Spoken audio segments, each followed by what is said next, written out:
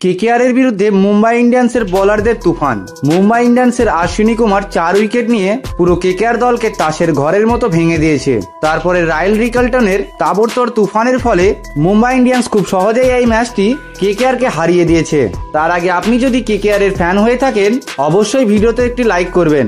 2025 আইপিএলের 12তম ম্যাচটি খেলা হয়েছে কেকেআর এবং মুম্বাই ইন্ডিয়ান্সের মধ্যে, যেখানে মুম্বাই ইন্ডিয়ান্স টসে জিতে বোলিং করার সিদ্ধান্ত নেয়। প্রথমে ব্যাটিং করতে আসে কেকেআরের হয়ে কুইন্টন ডিকক সুনীল নারিন, কিন্তু প্রথম ওভারে ট্রেন্ট বোল্ট সুনীল নারায়ণকে 0 রানের মাথায় আউট করে দেন এবং কেকেআর তাদের ব্যক্তিগত 1 রানের মাথায় প্রথম ধাক্কা খায়। তারপরে ডিককের সঙ্গ দিতে আসে আজিঙ্কিয়া রাহানে, কিন্তু ডিকক 1 রান করে দীপক চাহারের শিকার হন এবং দলীয় 2 রানে কেকেআরের দ্বিতীয় বড় ধাক্কা লাগে। এরপর রাহানে এবং রঘুবংশীর মধ্যে ছোট্ট একটা পার্টনারশিপ হয়, কিন্তু মুম্বাই ইন্ডিয়ান্সের অশ্বিনী কুমার 11 রানের মাথায় আজিঙ্কিয়া রাহানেকে আউট করে দেয়। তখন কেকেআরের দলগত সংগ্রহ ছিল 25। এরপর রঘুবংশী সাথ দিতে আসে ভেঙ্কটেশ আইয়ার, কিন্তু তাদের পার্টনারশিপ বেশিক্ষণ স্থির হয়নি, কারণ ভেঙ্কটেশ আইয়ার 3 রান করে দীপক চাহারের শিকার হয় এবং কেকেআর 41 রানের মাথায় চতুর্থ বড় ধাক্কা খায়, যার পরে রঘুবংশী হার্দিক পান্ডিয়ার শিকার হয়, যেখানে তিনি করেছিলেন মাত্র 26 রান এবং কেকেআর 45 রানে 5 উইকেট হারিয়ে বসে। কিন্তু রিঙ্কু সিং এবং মনীষ পান্ডে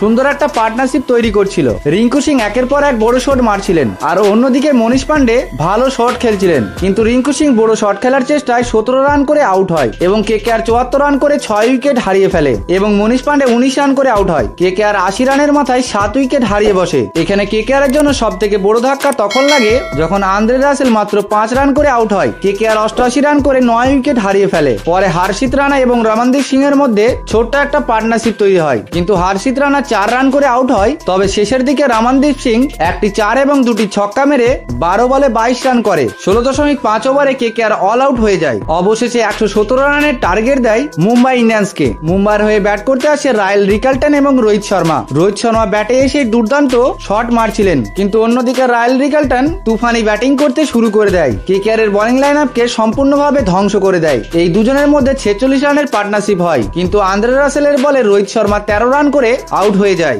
রাইল রিকালটনের সঙ্গ দিতে আসে উইল জ্যাক্স, তাদের মধ্যেও একটা ভালো পার্টনারশিপ হয়। রাইল রিকালটন 30 বলে 44 রানে দাঁড়িয়েছিল এবং মুম্বাই ইন্ডিয়ান্সের জয়ের জন্য প্রয়োজন ছিল 70 বলে 46 রান। ঠিক তখন উইল জ্যাক্স আউট হয়ে যায় আন্দ্রে রাসেলের বলে। এরপরে ব্যাটিং করতে আসে সূর্যকুমার যাদব, ভালো পার্টনারশিপ তৈরি করে এবং মুম্বাই ইন্ডিয়ান্সকে জয়লাভ করাতে সাহায্য করে। এখানে রাইল রিকালটন 41 বলে 62 রানের একটি বিধ্বংসী ইনিংস খেলে। এই ম্যাচটি কলকাতা হারার পিছনে প্রথম কারণ হচ্ছে ওপেনার ব্যাটসম্যানদের না চলা, যার ফলে প্রেসার বাড়ে মিডল অর্ডারের ব্যাটসম্যানদের উপর। যেখানে মিডল অর্ডারের ব্যাটসম্যানদের কাছ থেকে একটা বড় পার্টনারশিপ দরকার ছিল, সেটা তারা করে দেখাতে পারেনি এবং একের পর এক উইকেট পড়ে, যার ফলে কলকাতা ব্যাকফুটে চলে যায়। শুধুমাত্র এই কারণগুলির জন্য কলকাতা বড় টার্গেট দিতে পারেনি মুম্বাই ইন্ডিয়ান্সকে, আর এই ছোট্ট টার্গেটটাকে মুম্বাই খুব সহজেই চেস করে দেয়। তো বন্ধুরা, কেকেআর হারার পিছনে সব থেকে বড় কারণ আপনার কি মনে হয়েছে সেটি অবশ্যই কমেন্ট করে জানিয়ে দেবেন। আর আমাদের চ্যানেলে নতুন হলে আমাদের চ্যানেলটিকে অবশ্যই সাবস্ক্রাইব করে নেবেন।